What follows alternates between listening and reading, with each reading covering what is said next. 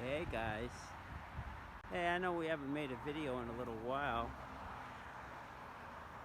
And, a couple of people I know have been asking why. We've been kind of busy doing some decoration stuff, and we've been working on our old trucks. They're breaking down.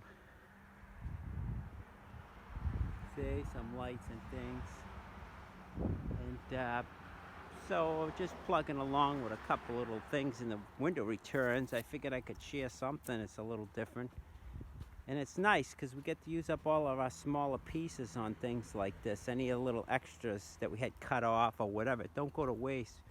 We'll use it in stuff like this. We got to get in here and return these window openings and seal this really good, especially down at the sill level, because the water could drive in there and try to get behind things. So anyways, let me take you up.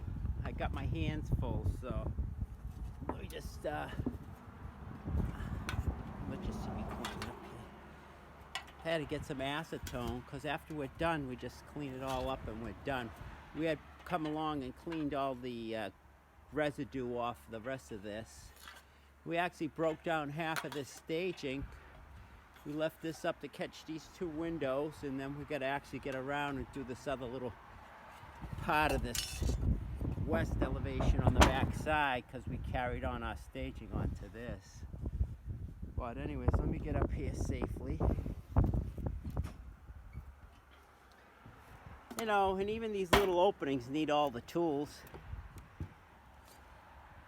So something we might not have shared is when we come into a situation where we got to make say like a 90-degree return condition, there's no angle there, so you're not just gonna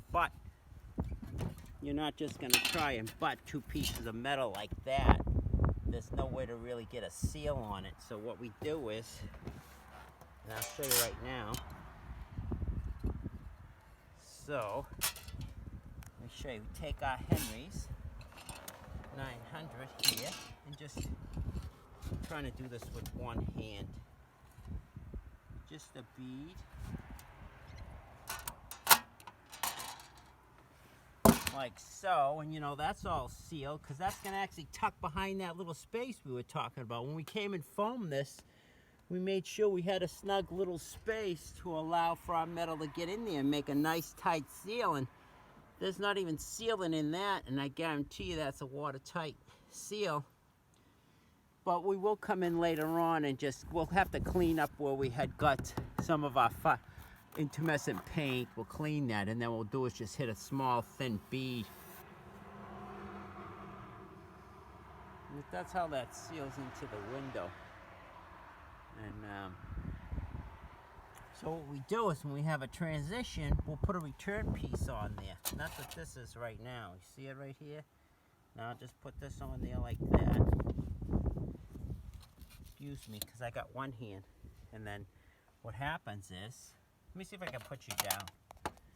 Happens is now that we'll take this piece here, and now what we do is just get it behind the window. Now that shoulder on the window, the manufacturers really put that there for a piece of J-bead. They're just assuming you're gonna trim it off or somehow trim it, so they give you a shoulder here. Comes out away from the nailing flange, and that's about 1 inch, and that's about what we tuck behind. When we tuck in there, we're tucking in behind that. You can see it fits pretty snugly in there. Just get that in there.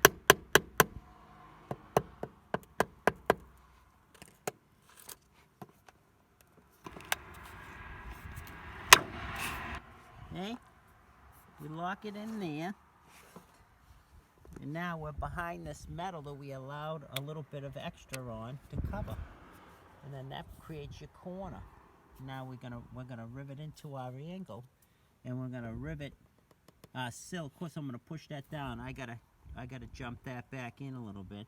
And now that's ready to accept our sill, and we'll do a seal it really good there and set our sill in and tuck underneath the window. Let it overlap here though. we won't go behind there. We'll let it jump over so the water can drain off. Anyways, guys, that's it. Somebody was looking to see what we're up to now. We gotta, like I said, we'll leave this staging set up here because we still have to come over here and get this area around this bathroom area. Now once we get that all started up, we're gonna take all this staging out of here. And this, we had some really driving rains up here the past couple of days. And you can see what it does.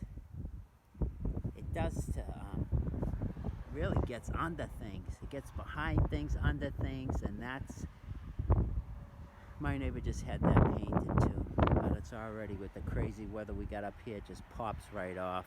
The water gets behind it and pops it. One of the reasons why we chose aluminum, in a decent thickness aluminum, is that you know, whatever the weather throws at it, we're good. Even high winds. Anyone's wondering why we chose rivets to rivet it together. Next time you're out traveling, you're on a jet, just look out the window, look at the wings and stuff. You'll see that all the jets are made with actually aluminum similar to this, maybe a little bit higher grade, maybe some instances a little thicker, but for the most part this is what they use.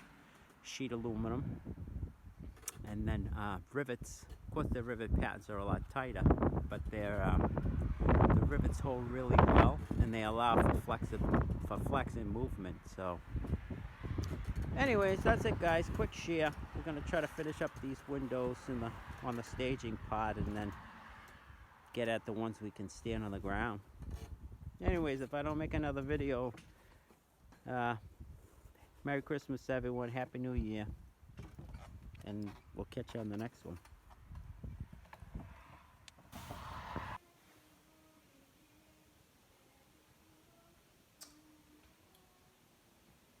There's your return. So the courses return and the rivet pattern returns. There's your sill.